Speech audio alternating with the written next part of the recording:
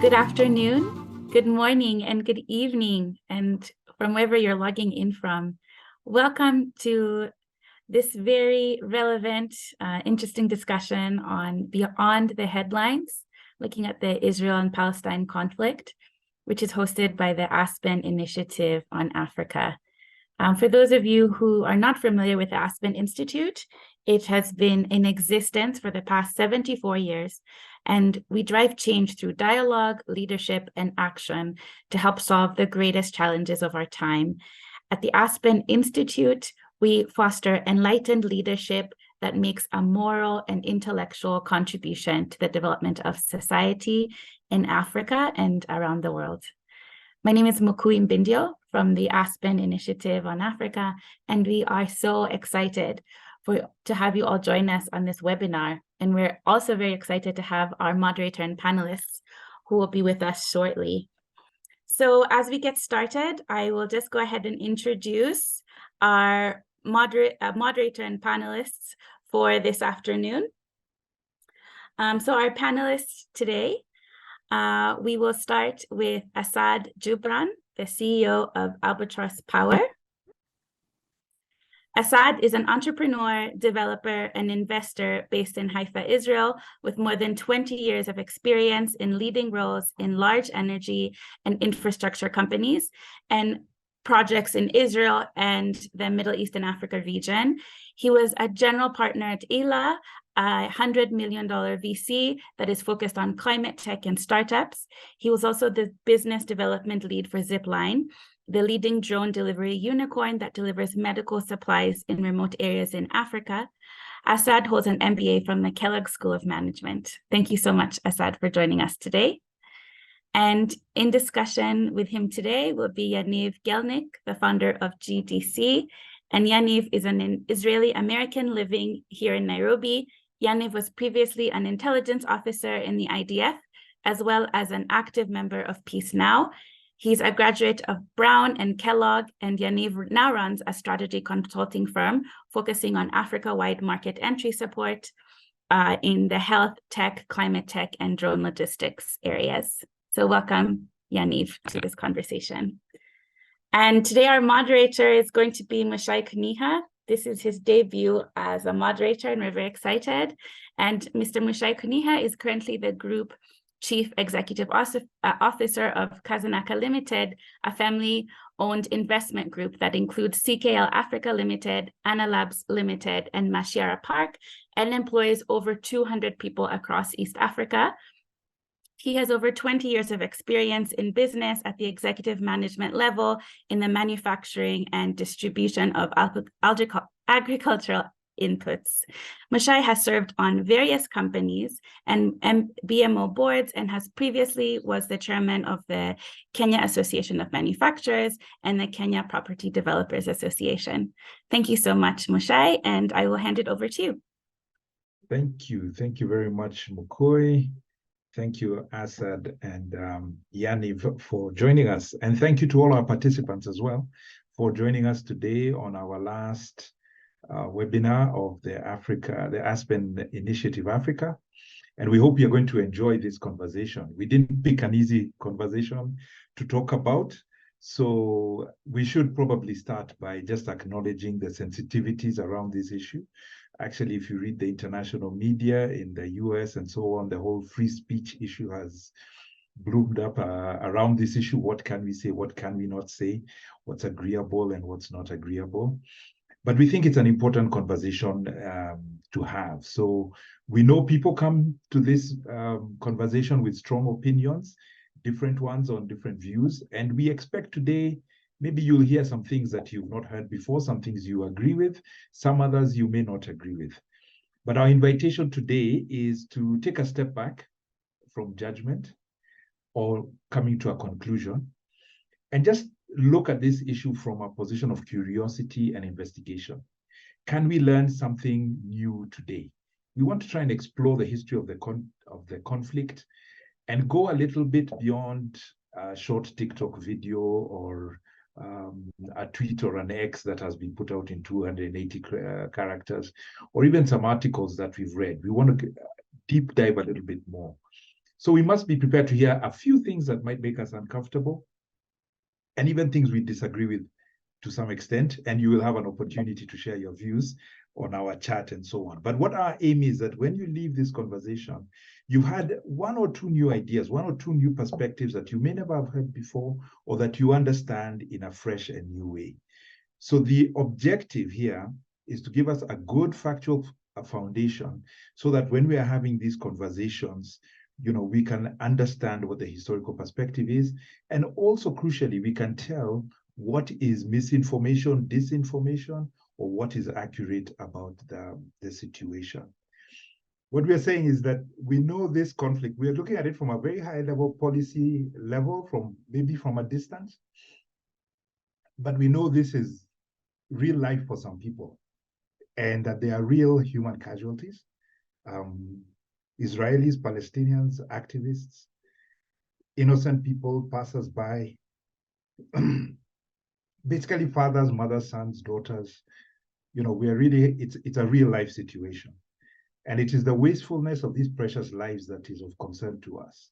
So I think it's proper for us that we just take a short moment of silence where we are trying to honor those lives and recognizing that each of those lives is precious, that there's suffering and despair that is there we can empathize with. We can at least have that moment of recognition of what is happening. So we'll just take a few moments and think about those particular lives and people there.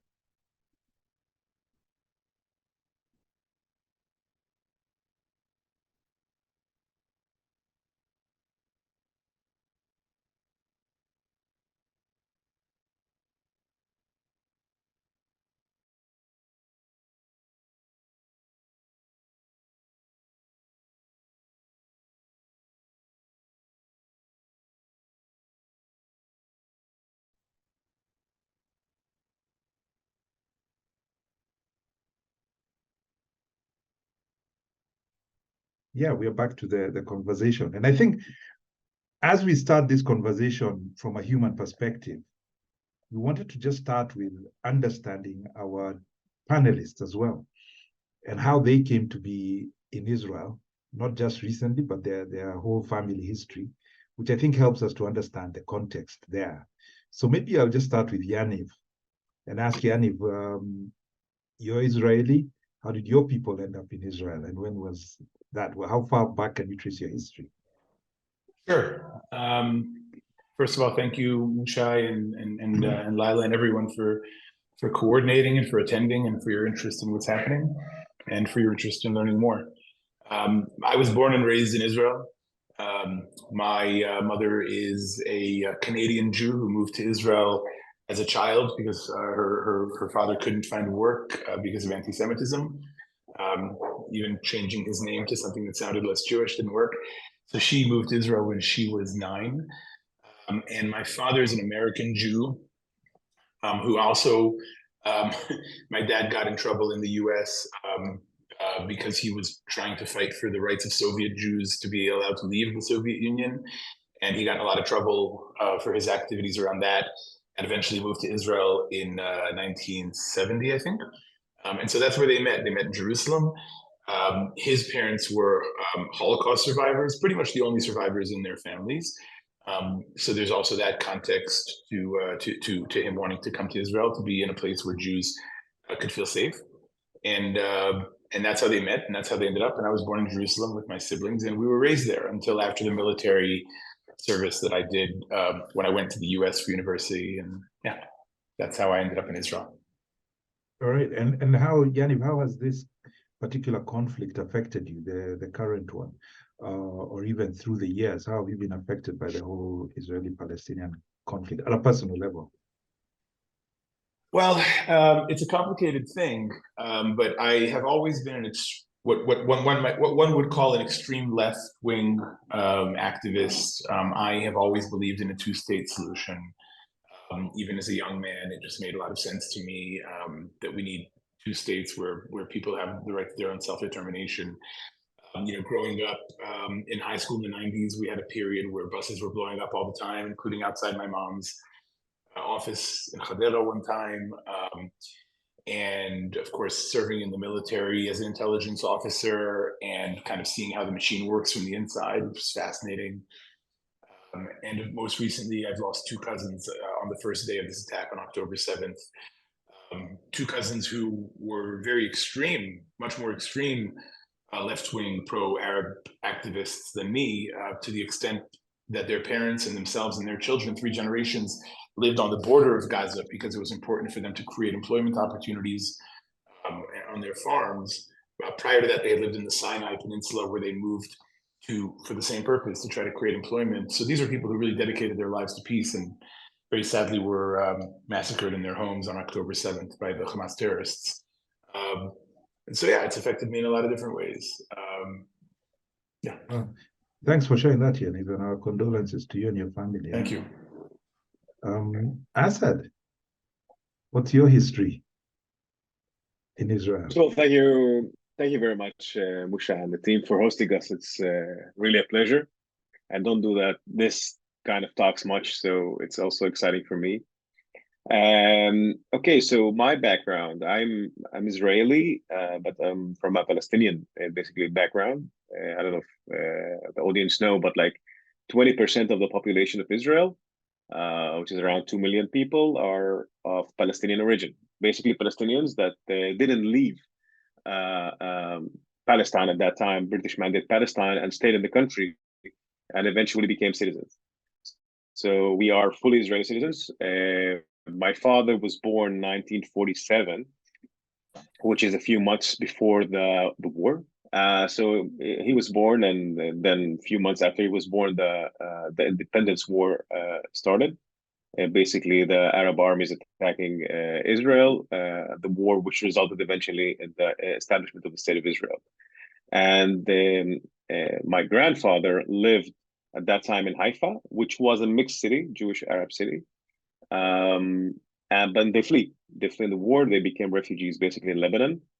But my grandfather, because he had Jewish friends working at the British court, district court of Haifa, so he basically just passed back to Israel. There was no borders at that time. He left his wife, my grandmother, and my father in Lebanon with her family. And he managed basically to come back and be a citizen here. And he was trying to bring his family back, but it took like 6 years. 6 years where my father was a refugee in Lebanon, and then they came back. They managed to do unification of the family. And then they lived in Haifa and Akko, then Haifa again. But originally, my family is like in the country or in this Holy Land for many generations. I don't know, how many generations back, but I can trace like 15 generations in a village in the Galilee. And what else can I say? And I myself live in Haifa. You can see the picture background. That's the city, my hometown, and it's also a mixed city, Arabs and Jews. And I'm very active in building relationships between Jews and Arabs in the country. I'm the chairman of a school that we have here, which is bilingual. It has half of the kids are Jews, half Arabs. Something that is unusual in Israel. In Israel, usually Jews study in their schools, Arabs in their schools. So this is a different type of schools that we're trying to build hope for a better future. Excellent. Thanks for that, Asaad. And what about your own personal experience of it? I guess you've grown up in Israel. As I said, what's the experience been like for you through the conflict? Well, it's very complicated and challenging, given the fact that I am part of also the Palestinian people. So basically, the country that I'm citizen in is in constant conflict, unfortunately, since 1948 with the Palestinian people. Some of them also I have like a family as well in the West Bank, not in Gaza, but in the West Bank itself. So it's always challenging, to be part of Israel, and then there's the fight.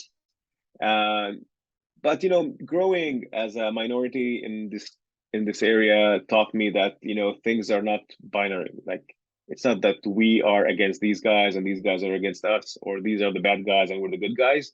It's more complicated than that.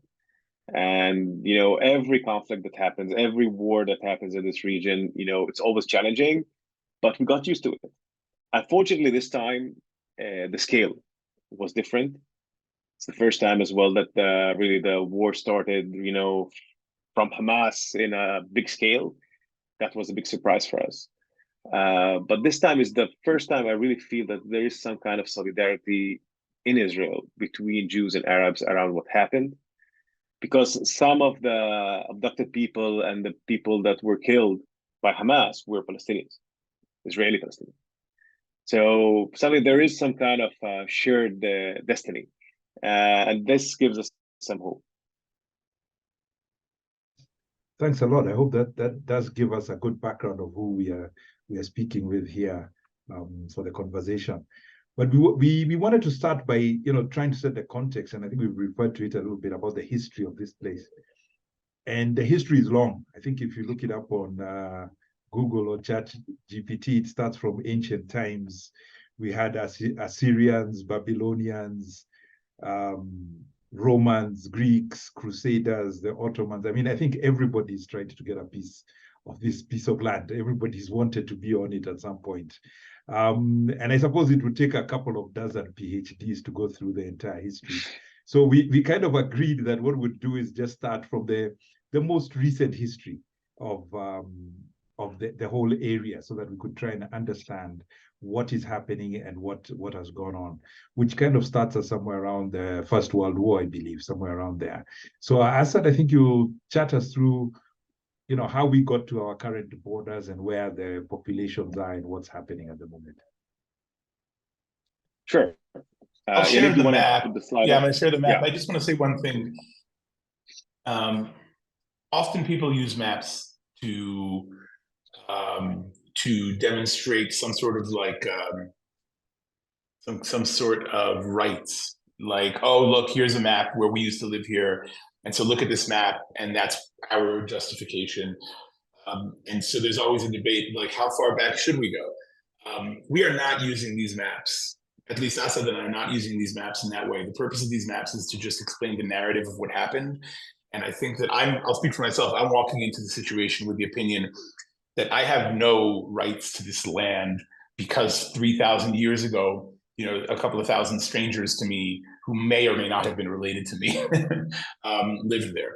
I think that whatever right I have to this land is probably the same right that Asaad has to this land, or that anybody who's lived there for a generation or two has. So I don't want anybody to take, I hope that nobody takes issue rather with the fact that we're starting 100 years ago. It's just the most interesting place to start. And that's all I wanted to say, because even that can be seen by some people as a very political decision of when you start this discussion. So I hope that's useful. But with that, let me share my screen. Okay, so Mucai, as you've mentioned, we're not going to go to the old part of the history, but to understand this piece of land, we call it the Holy Land. The world call it the Holy Land because of the cradle of religions, monotheistic religions in the world. But it's been occupied by so many peoples around the world, from Persians, Greeks, and Mamluks, and Muslims, and even European crusaders coming in. But it wasn't really controlled by local people until the foundation of the State of Israel. It was really foreign control for many years. And we would start from the Ottoman period, which was let's say the earliest 20th century. So the Ottomans are from Turkey. It was an empire ruling most of the Middle East area, even some parts of Europe for some time. They controlled the area for 400 years.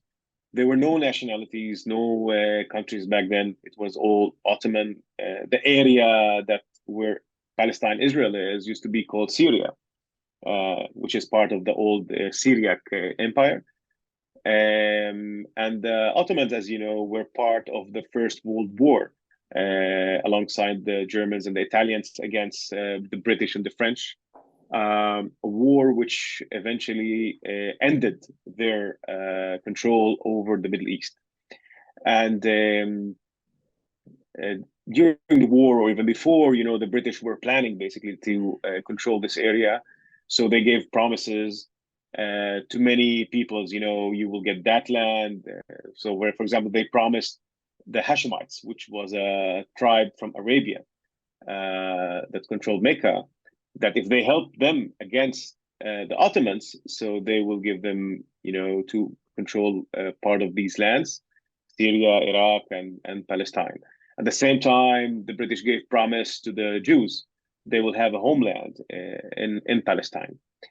And 1920, basically, the rule of the Ottomans finished here, and the British took control. They drew the borders, and then it was basically they called it the British Mandate because it was a mandate from the League of Nations at that time to manage this area, and the British really controlled this area until 1948 or the end of 47. And during this time, you can see the map here. Basically, this is the first time there is Jordan and Palestine. It was called Palestine that time. And Jordan was Transjordan Emirate, headed by Amir Abdullah, who is the son of the Sharif of Mecca of the Hashemites that I told you about. You can see his photo here as well. This way, this emirate became eventually the Kingdom of Jordan. Here in the picture, you can see in the middle Prince Abdullah. Behind him, you can see Lawrence of Arabia on the right hand. He was a British intelligence officer that really worked closely with the Hashemites against the Ottomans. And behind them, there's like the two bureaucrats, the French and English bureaucrats, Sykes and Picot, that basically took the map, a ruler and a pencil, and drew the maps of the Middle East, which unfortunately caused a lot of trouble today. But this is the map in 1920. So you had the Emirate of the Transjordan controlled by the British, and with an Amir from the Hashemites, and you had the Palestine itself. You can see on the left in the blue color. So during the British Mandate, basically, there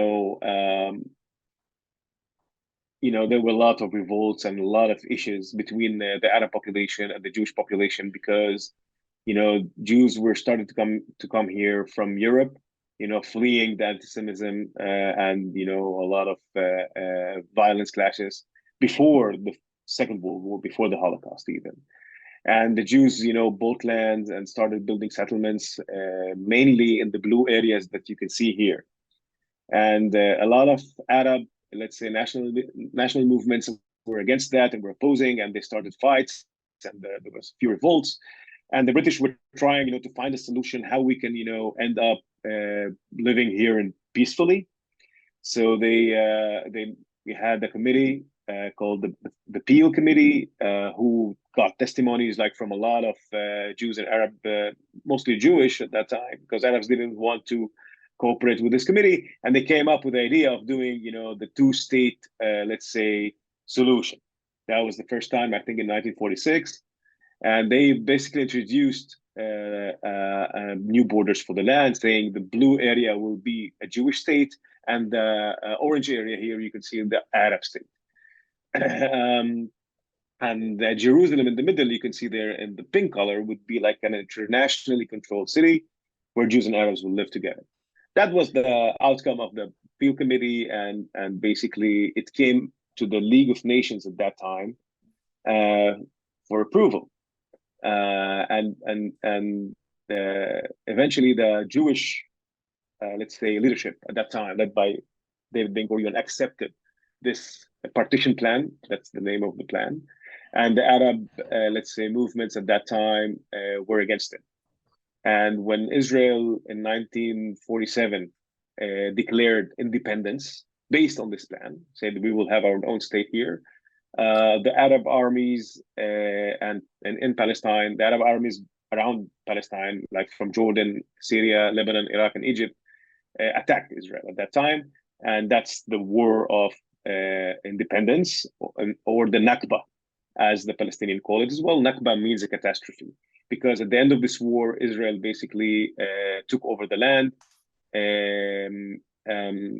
750,000 Palestinians were displaced, became refugees, mostly in Syria, Lebanon, and Jordan, and in the West Bank and Gaza.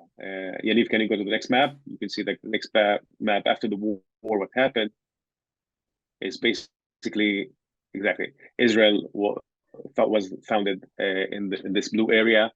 The red area was still that was remained, the Palestinian area, but was controlled by Jordan. But the red area is Gaza Strip. Yes, sorry. So I think this it's is worth just going over, just repeating what you just said, because I think that there's some different interpretations of what exactly happened between these two maps. And if it's okay, can we just talk about that for a second? So again, the UN had a vote. The UN proposed what they thought was a reasonable split. The Jewish representatives were supportive. The Arab representatives were not supportive. It's important to mention that one of the problems that you'll see throughout this history is who's really speaking for the Palestinians, who makes decisions for them. And to this day, that's a big problem. The Israelis, the Jews rather, at that time, there was no Israel yet, were organized under leadership that could speak on their behalf. Whereas with the Palestinians, you had a lot of influence from leadership from other countries, as well as voices representing Palestinians, but they didn't have an election. And so there are all kinds of other interests at play. And when the plan was turned down by those who were speaking on behalf of the Palestinian people, the idea was that this tiny country, this new Jewish country, would not be able to defend itself against the might of all of these other countries. And so rather than settle for a compromise, which is what you see in this map, the idea was that all these 7 other Arabs would attack the new state of Israel and take over the whole thing, which should have been a simple thing. And here's the part where there's different versions of what happened. Some people knew that a war was coming. Some Arab people knew that a war was coming and they left to their homes. Some of them ran to Jordan thinking they would come back the day after. Some were pushed out during the war, but there was what we don't disagree about is that there was a mass movement of population from what the areas that are here colored in orange to Lebanon, Syria, and Jordan, where they are still living without rights, without citizenship, in refugee camps, in deplorable conditions 3 generations later. And of course, in Gaza, a lot of people who lived in the blue area went into that smaller left orange area, which became Gaza, which meant that this red area that you see here, suddenly had two-thirds of its population weren't even from there. They were people who were living in maybe Israel proper beforehand, and either they went to Gaza because they were afraid of the war or because they were kicked out by the Jewish military, by the Israeli military at that point, or because they thought that they would just be able to come home, and that's how they ended up there. And so it really changed the demographics of the area. And this is what the country looked like the day after the war. And essentially, up until today. Asaad, sorry, you can take it back over. No, that's perfect. Let's jump to 1967 then. So this is the map after the foundation of Israel. And a few years later, in 1967, Israel started a war against Jordan and Egypt and Syria, and basically occupied the territories, the West Bank, you can see here on the right, and the Gaza Strip and the Golan Heights from the Syrian territory as well. This is well known as the 6 Days War because it literally took 6 days for Israeli army to occupy these territories from the Arab countries.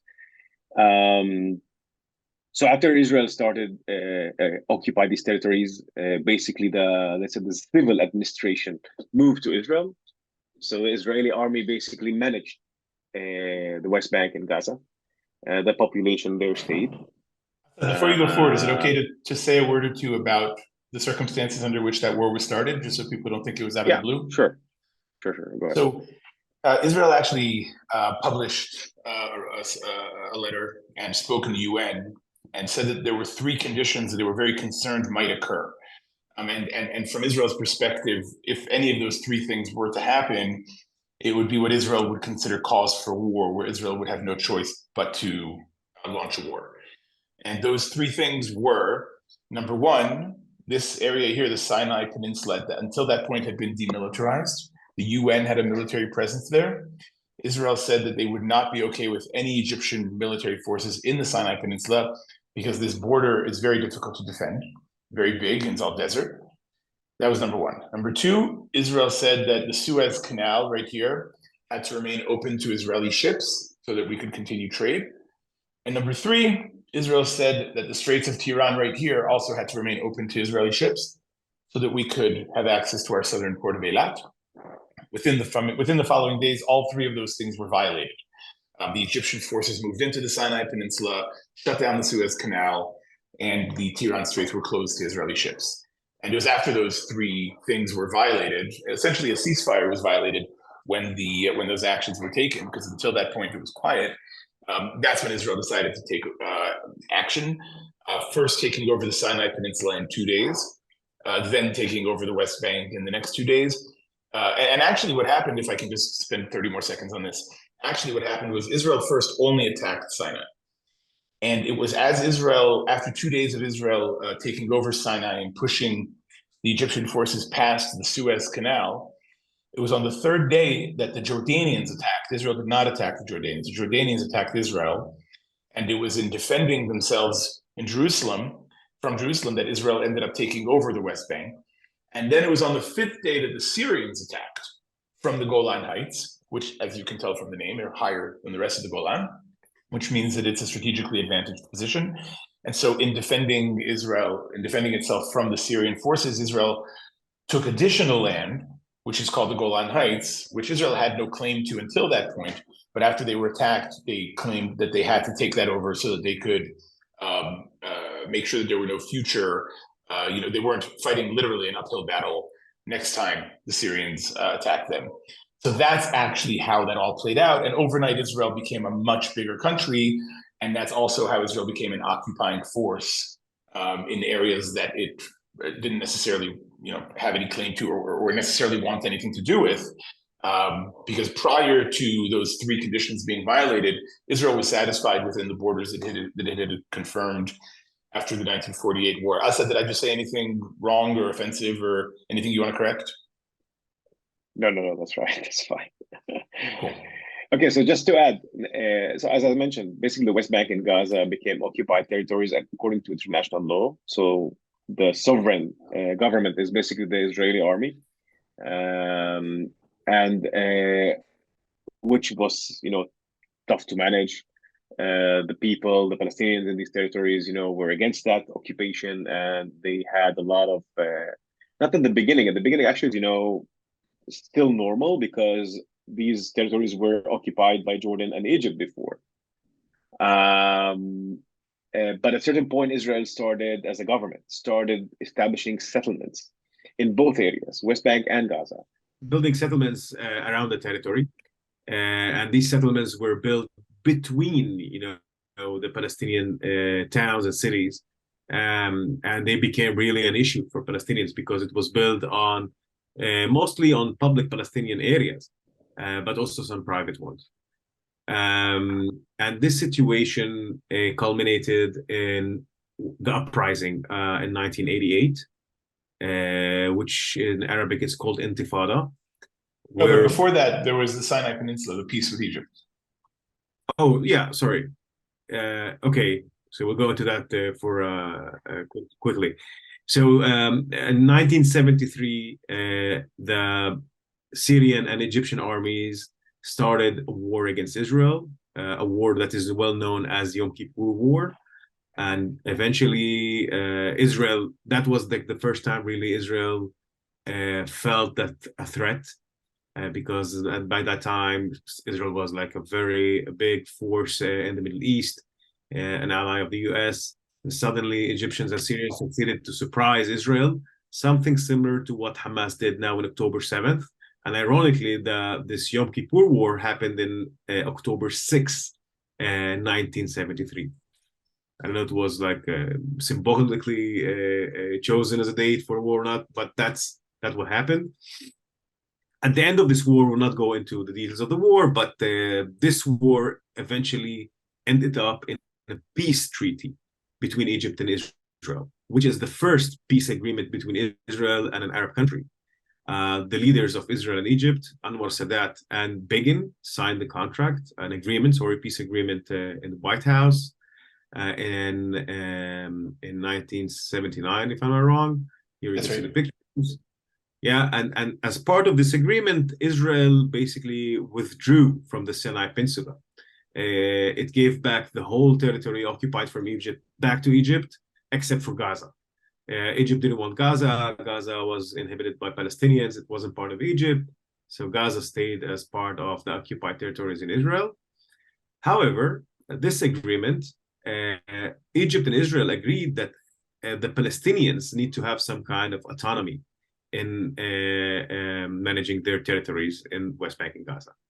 And this was the first time ever that, there is, let's say, a political aspiration for a Palestinian state in a legal document between Israel and an Arab country. At that time, the PLO was active. The PLO started after the 6-Day War. The PLO is the Palestine Liberation Organization, which was led by Yasser Arafat. And it was an organization that was, fighting Israelis in Israel and outside. You can see that's Yasser Arafat. But they didn't live in Palestine. They lived outside. At that time, they lived in Lebanon. And after the peace agreement with Egypt, the Palestinians started attacking Israel from the north, from Lebanon. This ended up in a war, basically, of Israel against Lebanon, occupying part of the southern part of Lebanon, kicking out all of the PLO leader out of Lebanon. They ended up in Tunisia. Israel withdrew from the southern Lebanon part in 2000. But after this war, as I said, the uprising started in the West Bank. The people in the West Bank felt really helpless. They didn't have a country. They were controlled by army. They didn't have any rights. And they started the Intifada uprising in 1988, which was very violent. But, the world at this part of time, sympathized with the Palestinians at that time, because it was like, people throwing stones at army and the army shooting back. So at a certain point, Israel realized that there is no way that we can control these areas for a long time. And the first leader to do that was Yitzhak Rabin, who was the former, he was, the prime minister, but before that was he's a general in the army, the chief of staff, one of the founding members of the country of Israel. And he realized that only peace is the right solution, for this conflict. And he ended up signing an agreement with the PLO, with Yasser Arafat, his enemy. These agreements are called the Oslo Accords, or the formal name is the Interim Agreement, because it was just for the interim period where the Palestinians will have some kind of autonomy on Gaza and some parts of the West Bank, not all of it. The agreement should have lasted for 18 months, if I was not wrong. It's 1993. And the plan was to renegotiate, permanent settlement, basically, having a Palestinian state. And this is how it looks like, the territory from that agreement. The red areas are the areas that are controlled by the Palestinian Autonomy, or which was called today the Palestinian Authority, led by Yasser Arafat.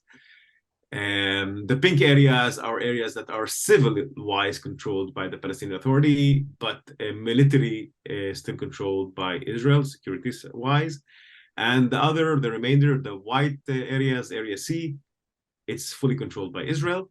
This is 60% of the West Bank area, and it is mostly, there are like Palestinian citizens living there, but also the settlements. So I think it's worth noting that sorry if I can interrupt. I think that this was the first attempt to make a Palestinian state. Okay. And the idea was that if the Palestinians, because it's not easy to start a country. Remember, Arafat until then was a terrorist. I mean, he was blowing up planes. You remember Lockerbie and all kinds of attacks, and it was during when Clinton was able to bring Arafat and Rabin together to shake hands, which was a very big moment. The handshake was a very big moment for us, because these are people that until then were, from our perspective, from Israeli perspective, terrorists. And terrorists means they targeted civilians. And this was the time when Israel said, we're ready to make peace with our enemy. But rather than just hand the keys over completely, the agreement was that it would be staged. And over time, as Asad said, 18 months, Area A, if they could demonstrate that they could effectively govern both in terms of civics, in terms of the civil management, utilities, education, using all of the billions of dollars of aid in the right way, as well as security, having a police force that would be able to keep the peace. If they could do that in the red areas, then Israel would essentially withdraw even in the pink areas, where the Palestinians already were controlling the infrastructure, if you will, and the administrative management, administrative governance, but there were still Israeli soldiers there in the pink areas. The idea was that over time Israel would pull back, and ideally the entire thing would become a Palestinian state. The whole thing would turn red. And then there was a question of what would happen to the Jewish people who lived in these white areas. The proposal from the Palestinian side was that they could become citizens of Jewish minority citizens of a Palestinian state. However, the Jews that moved there, who are the settlers, who we'll talk about in a second, from their perspective, it was important for them to maintain a presence there, and not make it easy for those transitions to happen, because they are messianic religious Jews who believe that they have a God-given right to the entire thing, similar to the way that Hamas believes that they have a God-given right to the entire thing. And so for those reasons, in these white areas that were controlled by Israel, both administratively and security-wise, more and more settlements started being built, which really created a problem when you think about the stated intention of Israel to completely withdraw from the region. So this is basically what that map has looked like up until 2005, I would say. Sorry, Asad, go ahead.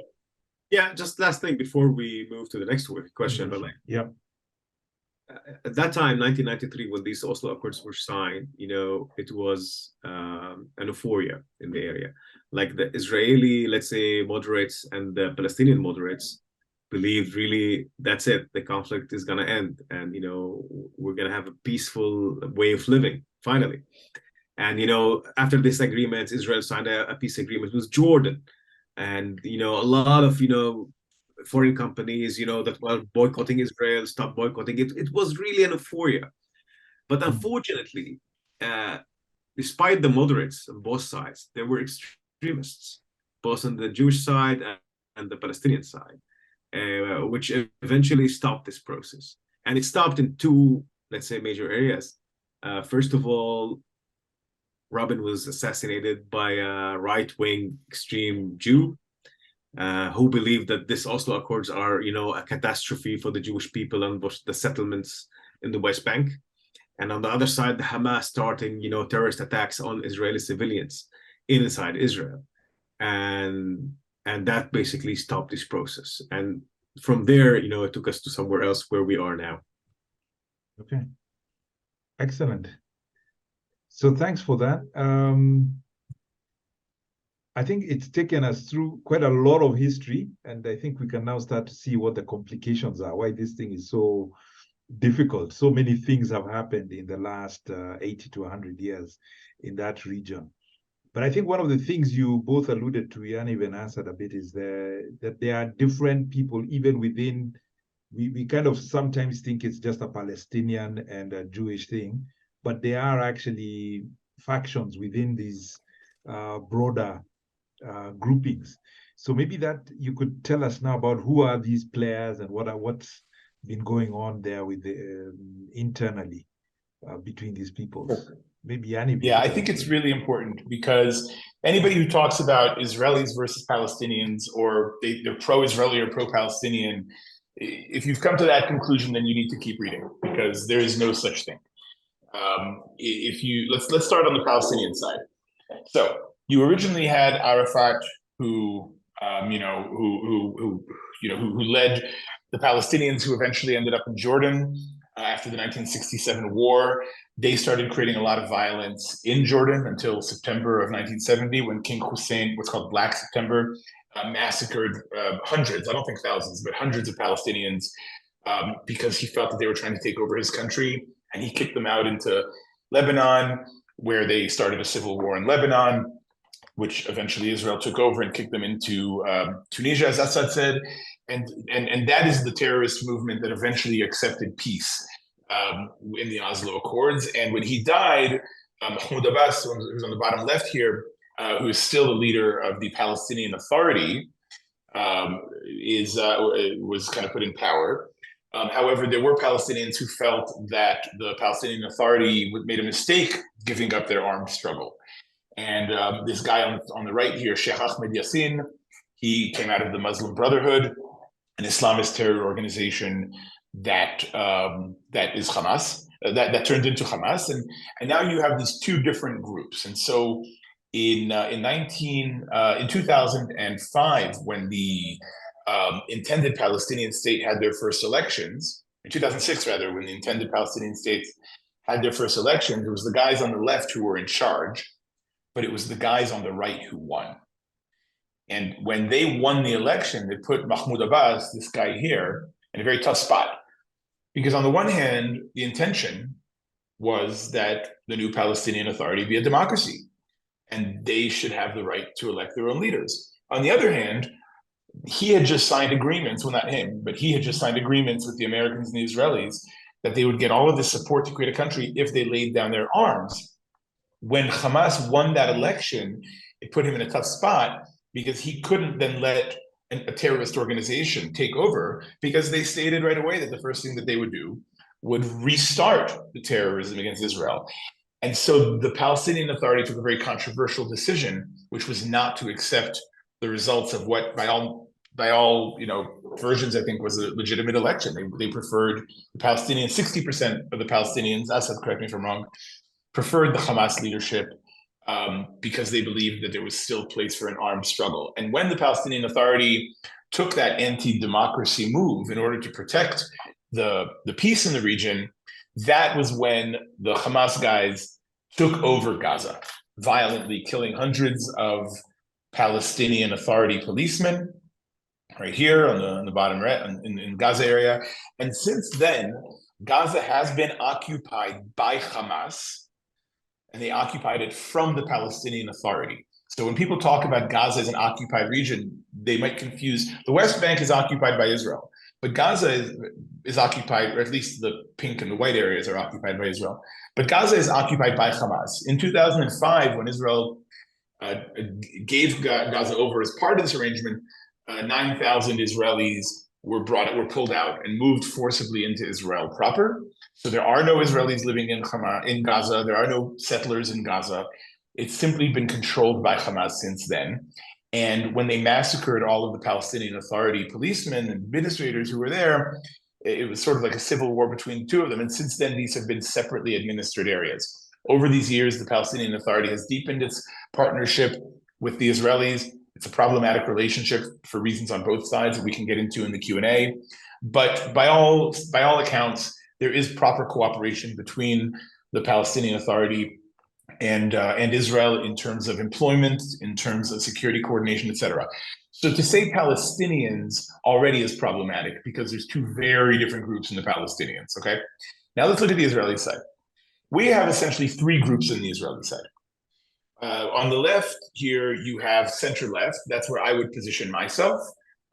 We are generally secular, non-religious, mostly Jewish people who believe in a two-state solution, believe in the importance of a functioning Supreme Court, and also the importance of Israel being accountable to the International Criminal Court and the Geneva Conventions and everything else.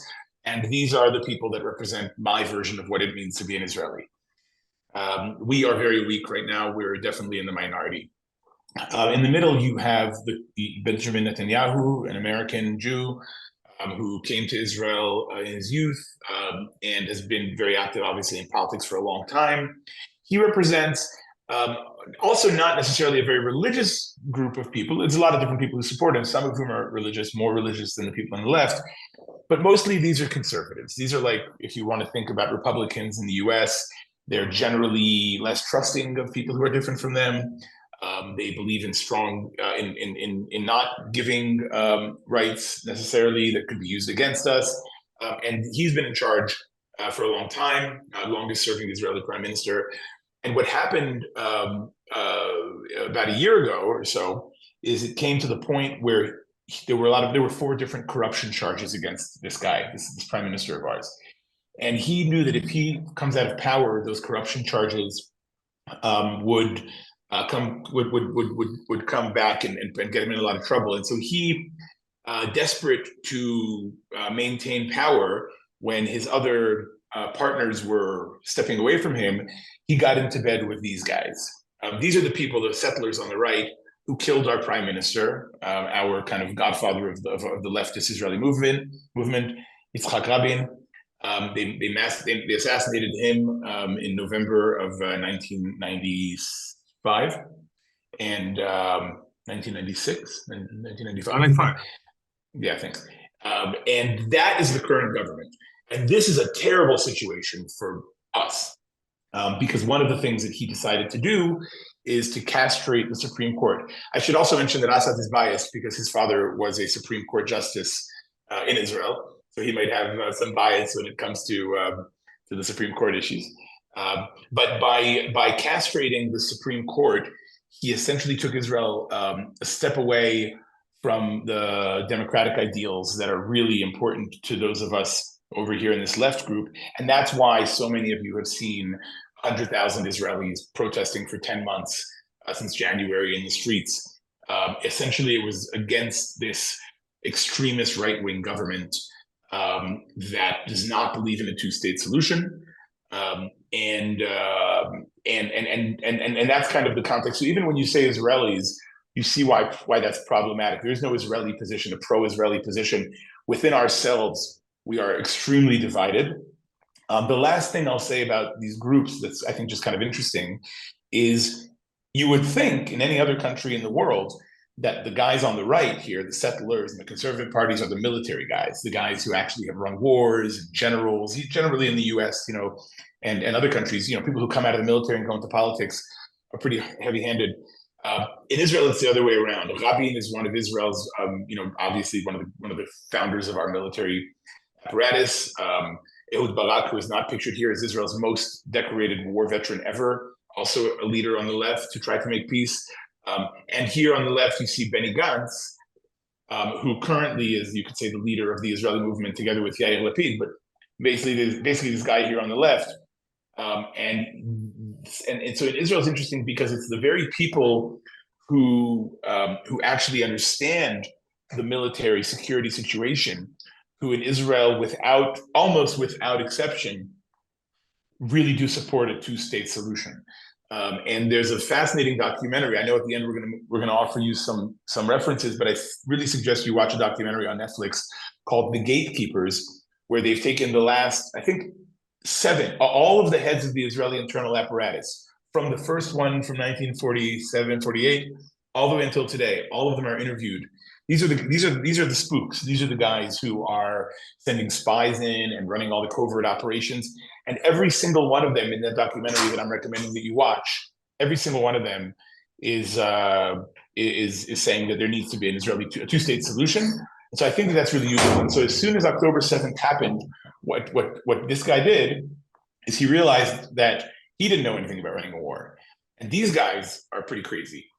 Some of them have even been in jail for inciting violence, and now they're ministers. So the first thing that he did was he basically created an emergency government, allowing this guy to run the war. So interestingly, he picked the head of the opposition, somebody who is pro-Palestinian two-state solution, if you will, to run the war. And that's who's currently actually running this war, which is a very awkward position, if you will. But this is the guy who's actually in charge of the military right now, while Netanyahu is basically trying to figure out how does he not get kicked out of office. He's right now got a 15% approval rating. Okay, sorry if that was too much detail, but I just think it's useful to think about these 5 different groups as distinct groups. That's all. Yeah, they are. Yeah, and that's kind of clear. It gets even more complicated as we look at the situation. But we are, and time is running fast. I just want to remind the participants, if you do have questions, please put them on the Q&A so that we'll be able to address them. But we now have the October 7th and the current crisis. There was, like you said earlier, I think it was Asaad who mentioned, this was a huge big event, a big acceleration of whatever the conflict has been in the past, and a significant event even historically. So maybe if a brief, Asaad, what happened on the 7th and what's happened since, before we can move on to the some of the other questions. Yeah. So, well, just October 7th is really like a horrific event, in the history of Israel, and traumatic. But it started, like, let's say, before the October 7th. We have to understand that Hamas, as a government, as a terrorist group, is controlling Gaza with 2 million population, and basically saying that they want to eliminate Israel. They're very frank about it. But for the conservative parties in Israel, the government in Israel, that was a better situation. They didn't want to negotiate any peace deal that will end up with a state of Palestine being established. So, as one of the Israeli ministers quoted, saying that for us as an Israeli government, the Palestinian Authority is a burden, because if they're good, that means that we have to negotiate with them and give them a state. And for us, Hamas is an asset. That's basically was the policy of Israel for the last, let's say, 8 years. So Netanyahu's government was, didn't have any negotiations with the Palestinian Authority in the West Bank. They basically neglected them. Which eventually make them more weak. And on the other hand, they helped Hamas control Gaza. And this happened through even transfer of cash money coming in from Qatar to the Hamas. And Hamas, look, it's a terrorist group, according also to the internationally and the US government, and therefore no banks can allow any money transferred to Hamas. So the money is transferred physically in cash, coming in through Qatar to Israel. Israeli military jeeps will take this money convoys to Gaza, and they will, bring the money in along with a Qatari representative every year, every month, $30 million.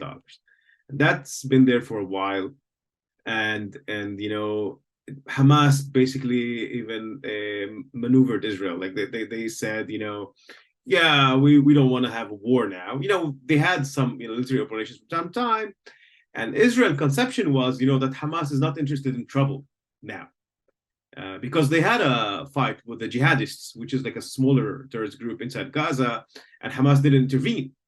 So the Israeli military and intelligence basically thought, for some reason, that the Hamas is not interested in any trouble now. So let's have our focus on the West Bank, on Hezbollah in the north, on Iran, the bigger things. And Hamas was like a small issue.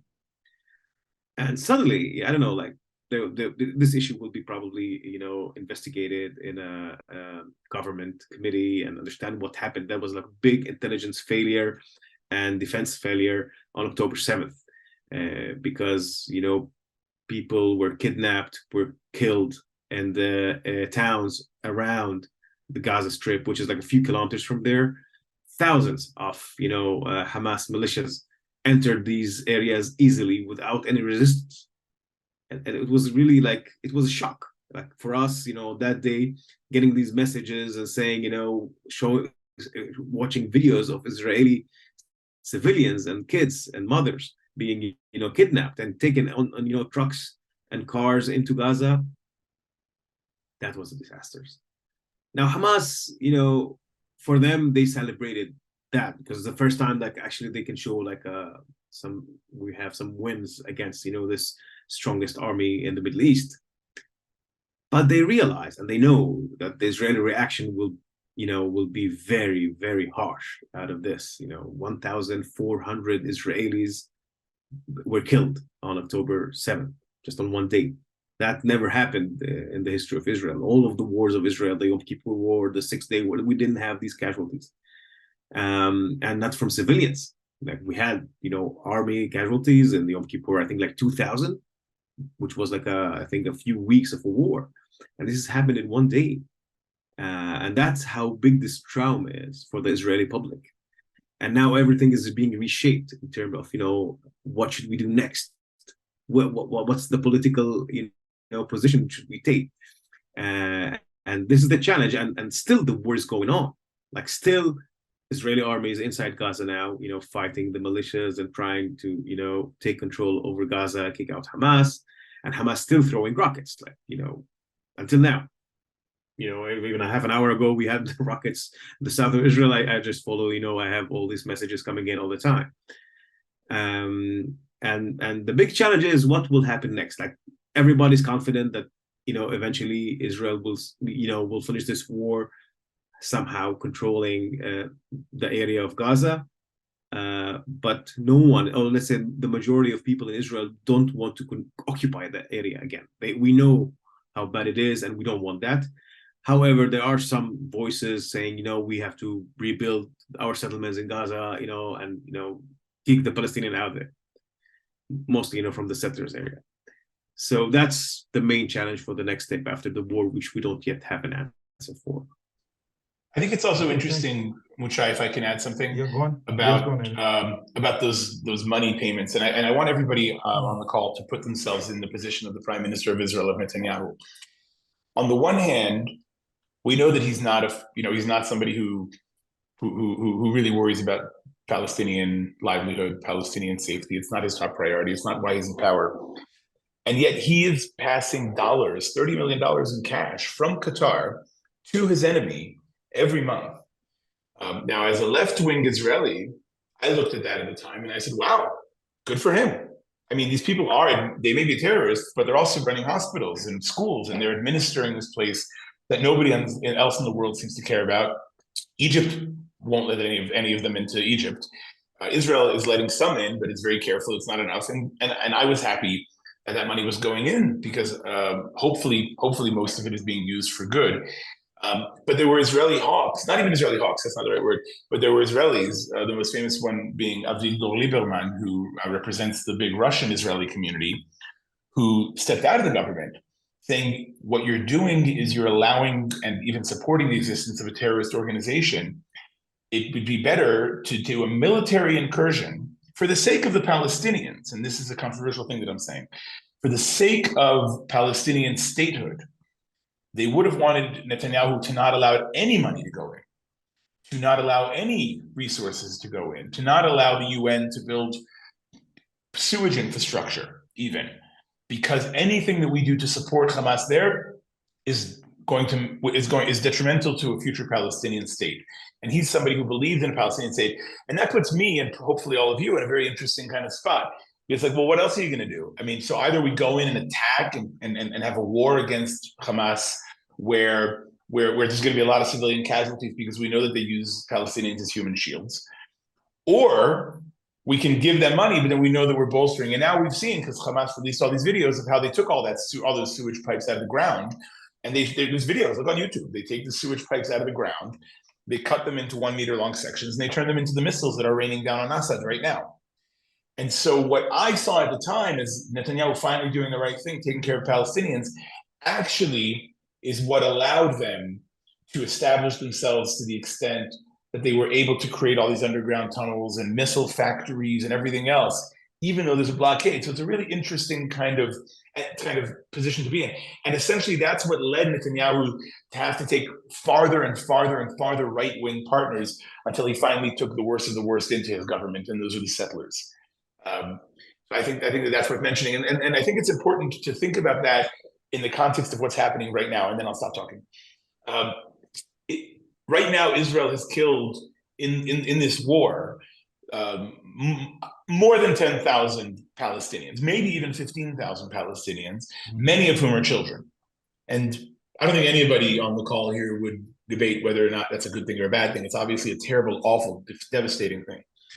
And now Israel's under a lot of pressure to stop the attacks. But as somebody who really, really cares about the Palestinian independence and about a future Palestinian state, I don't want Israel to stop. I know this is controversial, and I'm looking forward to the Q&A. But I believe that if Israel stops attacking right now and pulls out and negotiates some kind of a settlement whereby Hamas is allowed to stay there as a military force in Gaza, then there will never be a Palestinian state, and we'll lose another generation of Palestinians in Gaza.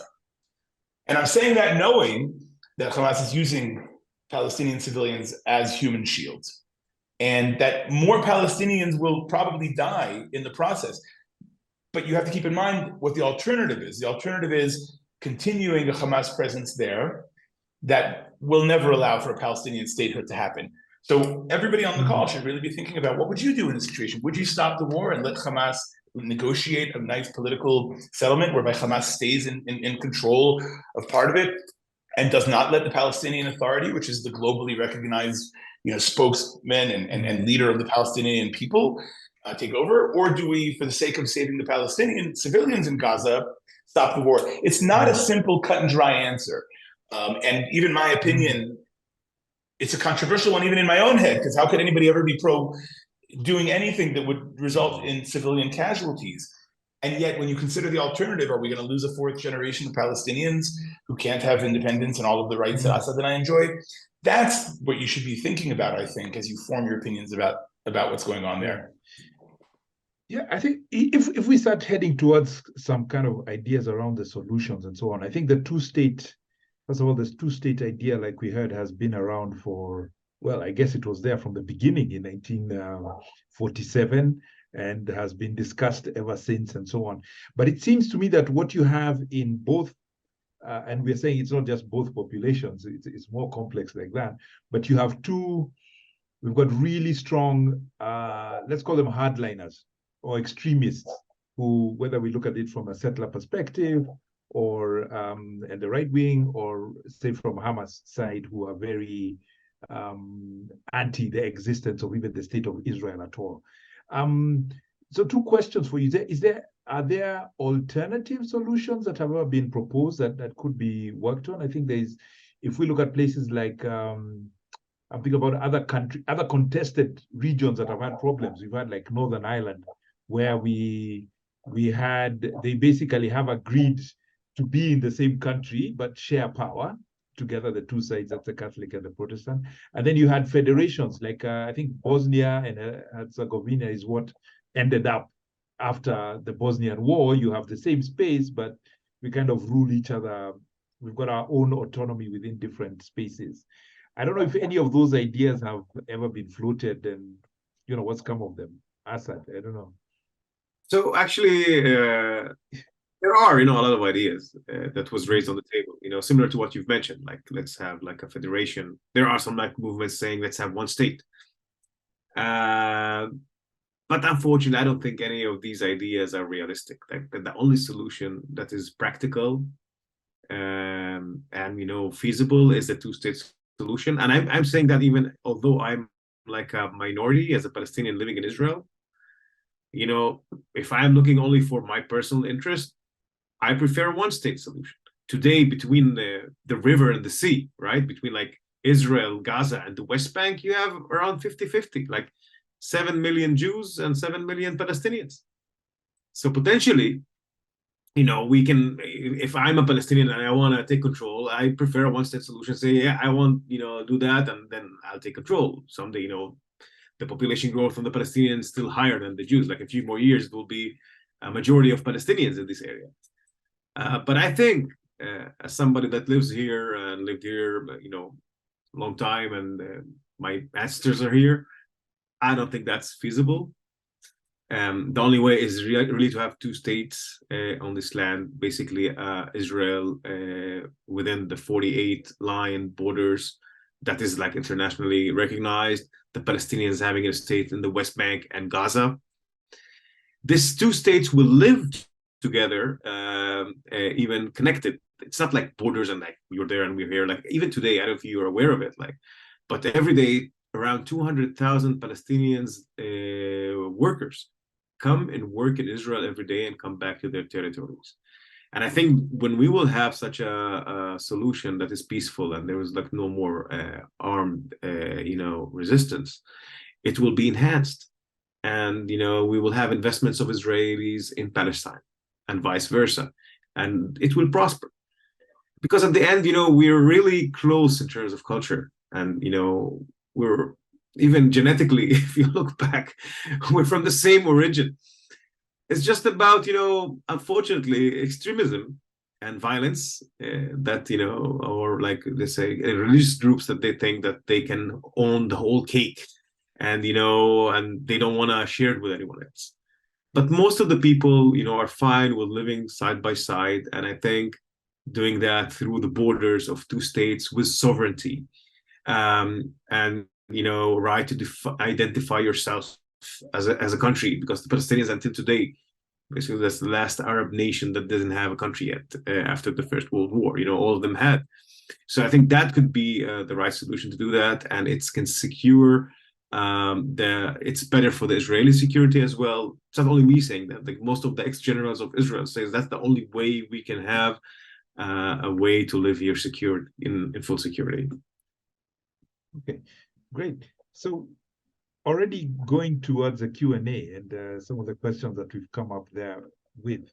One interesting one for you, Yaniv, and it was related to that, and I'll broaden it a bit about the support for Hamas. I think you did mention Hamas did win an election, and so somebody's asking what is their support level like in Gaza anyway, because there is this whole question about, yes, you can eliminate the military structure and the party Hamas, but can you get rid of the idea? And I want to throw it also vice versa, because what is the situation again in Israel? We know you've had, is it 4 elections in 5 years again, where the right wing has been, there's quite a lot of support there, and that kind of brings us to this conflict between democracy and peace. What happens when democracy is voting for war?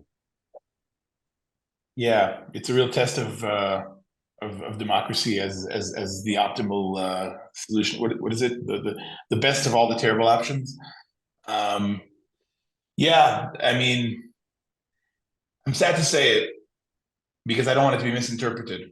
But yeah, and Asaad will correct me if I'm wrong. I think that Hamas does enjoy popular support among all Palestinians, and some Israelis would look at that and say, "Oh, well, these are the people who voted for Hamas, insisting on a continuation of an armed struggle that targets civilians specifically, instead of really getting behind the Palestinian Authority and a peaceful resolution." And that was 60%. And I think that now Hamas enjoys 70% support. And so some Israelis would look at that and say, hey, are these 15,000 or however many it is, we don't really know because the numbers aren't verified, but are these 15,000 people really just civilians?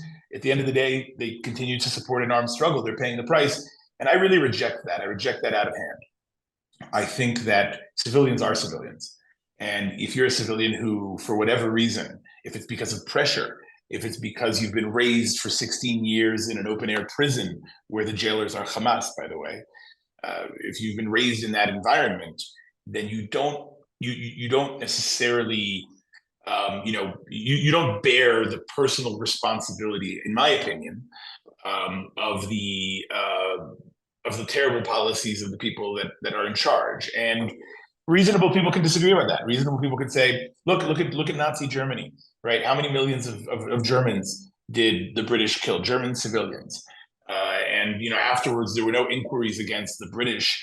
But only the Nazis were in charge. What about all the civilians? No, the civilians who elected them. Also, then it was only 30-something% who elected the Nazis. In this case, it's about 60% then, 70% now. So it's even more of a popular support for this resistance. So there are people who are using that to say that civilian deaths are never justified, but that there's some context there that's relevant. If these people elected, put their votes behind the continuation of a terrorist strategy to try to get to statehood, then they're bearing the personal price of that. I reject that, and I reject any targeting of civilians, and I mourn the death of any civilians as casualties in the war. But unfortunately, it is true that if the Palestinians, despite the 15,000 dead and the 10,000 of whom might be children, probably are, if there was an election today, unfortunately, the Palestinian people would very likely vote for a continuation of that. And to me, that's crazy. But that's the reality of the situation. And I really would like for Asaad to say something, because I don't feel like I'm in a position to talk about how Palestinians think about things. So please correct or adjust. Quickly. First of all, we don't know, what's the situation in Gaza today after the war. People are suffering. 2 million people are displaced. Like it's really unhuman what's happening there. And we don't know what type of support of Gaza is now to Hamas in Gaza. In the West Bank, on the other hand, there is a big disappointment from the Palestinian Authority, because the Palestinian Authority basically didn't provide real basic needs for the Palestinian people in Gaza, in the West Bank.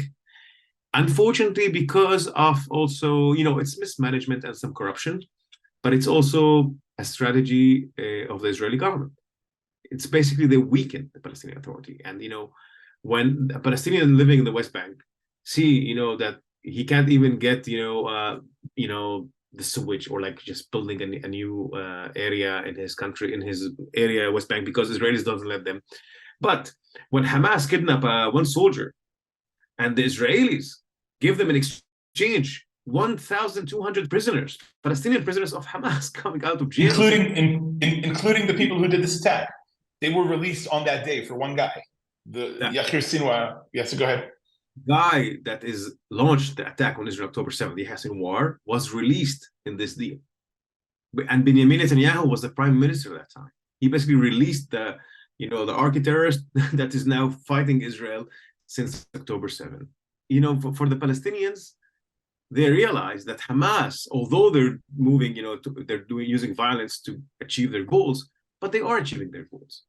And unfortunately, the Arabs also look at Israel, that Israel would never do any concessions without any violence. Look at Egypt. Only after the Yom Kippur War, Israel was willing to provide back the Sinai Peninsula.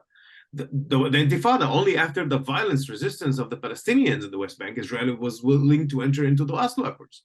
So unfortunately, the people, they live the day life, and they understand, like, we are trying to be, peaceful. We are trying to build our state, but Israel's not giving us. They're saying, we're building settlements. We're not giving you a state. So maybe Hamas option is better. Now, the idea is, can you kill the Hamas ideology? I think you can't kill it, but you can diminish it. If you make the Palestinian Authority stronger, right? If you give them the power, the funds to serve their people, people will vote for them again. And, that's why I think it's not about a military solution. The military, action could help eventually to reach into a diplomatic or a political solution. Otherwise, you can't finish these conflicts with only military actions. Yeah, thanks. Yeah, I think it seems to be like a region where literally for the people, violence works. So, people kind of get solutions when there's violence. So, and the people who perpetuate that seem to be getting better solutions or getting further ahead. Whether it is settlements, because if the settlements are imposed violently or stopped violently, similarly, so people kind of get to the situation where they think violence is the answer. And we are saying, well, where are the leaders who are going to give us, kind of negotiation or conversation or dialogue as the way forward? And that becomes a challenge for the area. We are fast running out of time, but one of the questions that has come back and was on the panel was about Jerusalem. And we didn't quite talk about it. And I think with Jerusalem also comes the religious connotations around the whole situation in this place. And I've had the privilege of visiting Jerusalem, and it's a fascinating city in terms of the quarters, the Jewish, the Christians, who can march on which day and what happens. It's so complicated in Jerusalem. Maybe a little bit, Yaniv, about what's the significance of Jerusalem and the religious connotations around the whole thing, and secular as well, perhaps, if there are any. I kind of reject the idea that there's anything that religion has much to do with this conflict. I don't think, and even with regards to Jerusalem, in Jerusalem it is tense because you've got different groups of people who believe that they each believe that their God I guess it's the same God from their perspective, wants them to be in charge. And as somebody who is agnostic, that's a very difficult thing for me to get my mind around. But there is some kind of stability there. West Jerusalem is never going to go anywhere but being part of Israel. East Jerusalem could be the capital of a future Palestinian state through some kind of coordination. That Jerusalem is not a real sticking point. When Israel and the Palestinians wanted to make peace in 1996, there were essentially three issues that they had to resolve. One being Jerusalem, which I think is no longer really an issue. I mean, there's, the East Jerusalem is Palestinian already. Everybody who lives there, most of the people who live there are Palestinian, and it is part of the West Bank. The second issue had to do with the land grab, because Israel created some cities in the West Bank that are proper cities that are they're not settlers like some, crazy people in tents on a hill. They're proper cities. And Bill Clinton actually solved that problem by suggesting that equivalent amounts of land that are part of Israel proper be given to the Palestinian Authority instead of those. And the Palestinians were fine with that. Asaad can correct me if I'm wrong. And then the third issue had to do with the right of return, where you have all of these millions of refugees who have been living for so many years in foreign lands, Lebanon, Syria, and Jordan, and never given rights. For some reason, the world doesn't seem to mind what's happening to these people. Most of the people on this call might not even know about their plight. And even that, I think that the Palestinian Authority was willing to recognize that these people are never coming home. But Israel, Israel owes it to those people to accept the legitimacy of their historic claim to the land, that they are not foreigners to the land, but rather displaced refugees. And accepting the fact that for Israel and the Palestinian Authority to make a two-state solution, it would require that those people accept their non-Israeli, status and get compensated financially. And somehow we convince these three Arab countries to treat the Palestinians like human beings. And that was sort of the solution to the third piece. So by solving all three of those, including Jerusalem, which was your question, I think that we really did have the foundation for a future, for a two-state solution. I do want to say one other thing, which is looking forward. What now? When it comes to let's say, what happens the day after we disarm Hamas? And also, I agree with us that you can't get rid of the idea, but we were able to get rid of the Nazis by disarming the Nazis who had guns. And so will people the day after Israel eliminates Hamas as a military force in the region, will everybody suddenly, embrace peace the way that the UAE and Israel have celebrated their peace for the last few years? No, people are still going to hate Israel because they've been living in a terrible situation for 16 years, and Israel had a lot to do with that. But the real opportunity for peace on the day after is when Israel and Saudi Arabia make peace. And the reason that this attack happened, when it happened, and as violently as it happened, in my opinion, is because Israel and Saudi Arabia were getting very close to making a peace announcement. Israel had already made peace through the Abraham Accords with Oman, UAE, Sudan and Morocco. Israel is currently in negotiations with a number of other Arab countries, none of whom are requiring anything for the Palestinians in reality in exchange for peace. They've all written off the Palestinians. They've all said these guys have been given a million chances. Even if they don't say this out loud, look at their actions. How much help are these people giving the Palestinians? Did UAE require that Israel do anything to the Palestinians to make peace? No, they made peace with Israel. And now you've got Israeli people who are living in the UAE, and you've got UAE people who are investing in Israel, and we're like, it's a big love fest. The Palestinians have been left behind. If Saudi Arabia and Israel were to make peace, that alliance would create a terrible threat to Iran. And Iran funds the Hezbollah in Lebanon, Hamas in Gaza, and the Houthis in Yemen. And when Iran realized that an American, Egyptian, Saudi, Israeli collective would have not only the power to create a Palestinian state, but it would also create an alliance that would be a threat to Iran. That's why Iran activated Hamas to do what they did.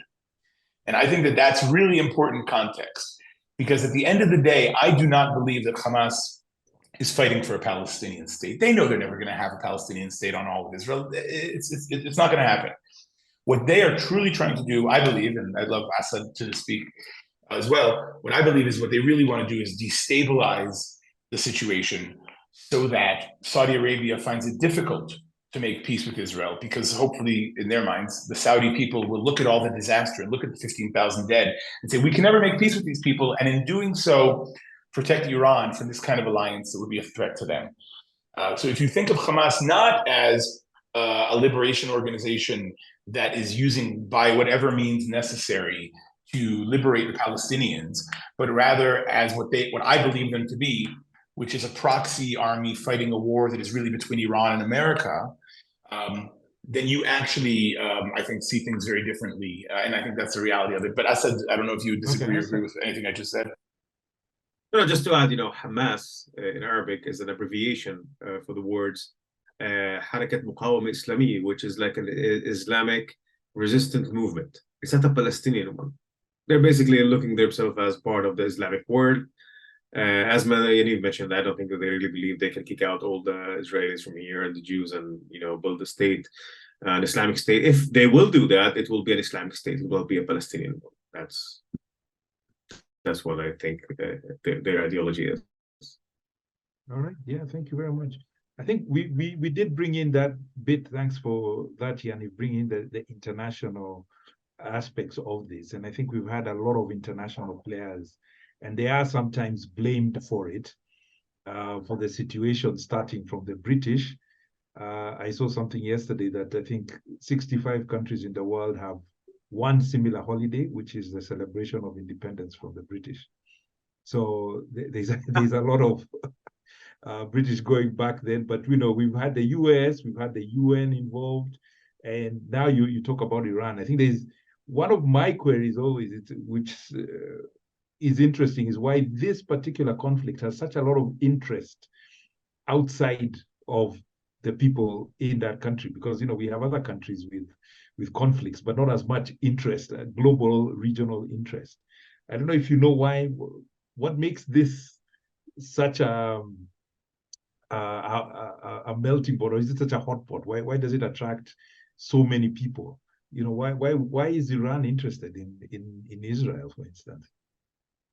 I'm going to let Asaad take that. Okay, first of all, I told you that we call this land the Holy Land, right. But frankly, it's a bloody land. With the amount of blood that was split on this land, since, I don't know, the Macedonians, the Greek times until today is, unprecedented. But mainly because it is a symbol, right? It's a symbol for the three main religions in the world, right? It's the promised land for the Jews, according to the Bible. It's the land of Jesus, according to the Christians, right? And for Muslims who also believe basically in the Jewish prophets, it is holy, and Jerusalem is the place where Muhammad came up with his horse in Israel-Miraj, Al-Aqsa Mosque. So it is like a place that takes the attention of a lot of global actors, unlike other, conflicts that doesn't have that aspect. Iran specifically is involved here mainly because I think of its aspirations to be a superpower in the Middle East. If you want to be a superpower in the Middle East, you have to either be a friend of Israel or be the main rival of Israel. Because Iran was an ally of Israel until the Khomeini revolution. And if you know that, we had direct flights from Tel Aviv flying to Tehran twice a week. Israeli companies invested in Tehran. We have a pipeline, oil pipeline built from Eilat in the Red Sea to Ashkelon in the Mediterranean, which was a joint project by Israeli government and Iranian government. We were like really allies, and the Iranians were allies of the Israelis because they had a rivalry with the Arab countries. And suddenly it changed. I think it was a strategic decision. They decided that they want to change axis. It's not about religion or something. Like the Iranians don't have, we don't have even, Iran is a Shia, Muslim majority of Muslim Shia country, but there are no Shias in Israel or in Palestine. I think it's really important, Mucai, to remember that Iranians are not Arabs. They are not Arabs. And people don't, Turkish people are not Arabs. These are different people. And the majority of Iranians are not religious fanatics. The Iranian people And I don't know how many of you know Iranian people. Some of you might know some Baha'i people here in Nairobi who are from Iran. They embrace academics. They embrace modernity. They hold some of the highest positions in some of the most interesting and important universities around the world. And they are occupied by the Ayatollahs since 1978 in a similar way to which the people in Hamas, the Palestinians in Gaza rather, are occupied by Hamas. And the Ayatollahs know that there is a popular resistance against them. And you can see them killing people in the streets when they stand up. Not only because they're a vicious, brutal regime, but also because they know that they're on the ropes. The majority of their country does not support them. The majority of their country wants to have peace with their neighbors and to have access to all of the benefits of the Western life. Yeah. I think the reason that Israel is such a hotbed of conflict is because it is where the clash of civilizations is playing out, and it's caused. If you're part of Europe, if you're part of America, if you're part of the Western world, then Israel is your island in the Middle East.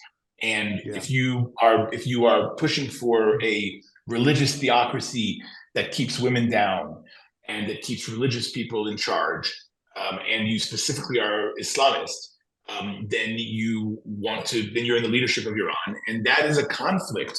And as more countries are joining the West, because look at UAE, look how it's developed in the last 20, 30 years, right? Look at Saudi Arabia, how it's developed in the last 5 years, as they've brought more American influence in, and hopefully soon more Israeli investments and technology. It's a technology, not so much investments. They don't need our money.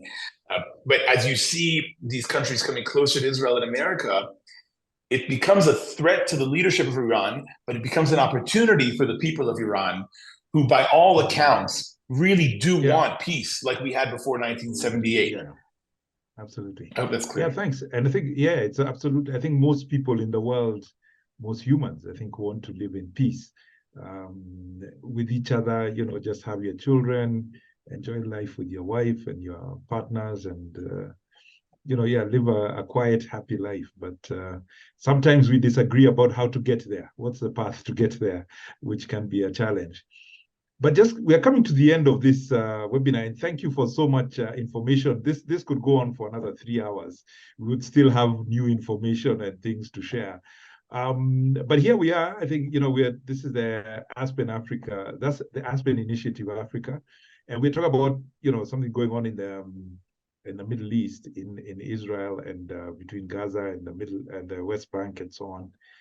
What is it that we can do? What would you be asking of people who are watching? I mean, of course, we do have an international audience as well, but for those who are not actually on the ground, what could we do? What's our personal thing? Again, we started on a very personal basis about the effect on you, but what would your ask be for everyone who's on the chat going forward from here? Maybe I'll start with Asaad. First of all, you're all welcome to come and visit this area. It's first of all, not now. You live here. Not now. Not now. But I hope soon. It's an amazing place. It is. I think, first of all, I think the most important, thing that you can help with is, first of all, understand that this is a complicated conflict. It's not as black or white as all the world look at it. It's not like binary. And if you come across other people, to explain them to them, like, it's not about Jews against Muslims. It's not a religious conflict. It's more complicated than that, and there is a solution for it. We cannot lose hope, and we need the world to help us get there. Really, like, we here as Israelis and Palestinians, we need the world to help us to get that solution, because it is there on the table. We know how the solution looks like. We just need the political support for it. And as much more voices from the world will come, not only to criticize, the parties, or just to help us get there. Because until now, we were the only party that was trying to help was the American administration. And unfortunately, they failed. Like, for many reasons, right? They couldn't get us to that point. They're good in making wars and, fighting and, the best technologies, but in doing peace, unfortunately, the American administration until today couldn't help us reach there. So maybe with your help, supporting us, because it is a holy place and it's a good place, and there is, the light can come from this place. We need your help, to explain that this is not a hopeless situation. We're all good people here, and we want to live like you, but we need your help. Excellent. Thanks for that. Yaniv, and any closing words as well? Yeah, I think that my main takeaway here is that there's no good guys and there's no bad guys, except for Hamas. Hamas are bad guys. That's my opinion. But if you take Hamas out of the equation, there's no good guys and bad guys. And anybody who thinks that they're, like I said at the beginning, supporting of one side against another just isn't really paying attention. So what I would ask people here to do is, when you hear language that is extremist in its nature, that is discriminatory in its nature, that talks about this is what Jews always do, or this is how Arabs are. Arabs only understand violence. Jews only do this and that. It's really that kind of language that is not only unhelpful, it's actually allowing a really dangerous, kind of simplified, childish, and even really disastrous sentiment to flourish. And so I think that when I talk to people about the situation at home, and I encourage all of you to do the same, when you meet somebody, and my sister is always mad at me because if she's listening to this, she's thinking that I am too pro-Palestinian, and other people will say that I'm so pro-Israeli. But the reality is, what I say changes based on who I'm talking to, because I know that there's really good arguments on both sides. And so what I would encourage everybody on the call to do is, when you find yourself in a situation where you're sitting having coffee with somebody who talks about, oh, Israelis murder this and Palestinians do that, try to take the opposite position and try to say, yeah, but. Because the reality is that if it was that simple, it would have been solved a long time ago. Yeah. Thank you very much. And I think that does take us to a good closing point. Hopefully our audience have been able to understand the complexities of this situation, but also to take that hope that Asaad was highlighting, that there are solutions, it's possible. And it takes us back to what we are trying to do also, not just for, the Israel-Palestinian conflict, but also for Africa, because the challenge for us is then, where is the leadership? Where is the leadership that believes in talking, that believes in being fair, that believes in seeing everyone for their humanity and being able to find solutions that can work for everyone? Once you can see that, you'll be able to find the solutions. But the first question is, can you see the humanity in everyone else and be able to find solutions?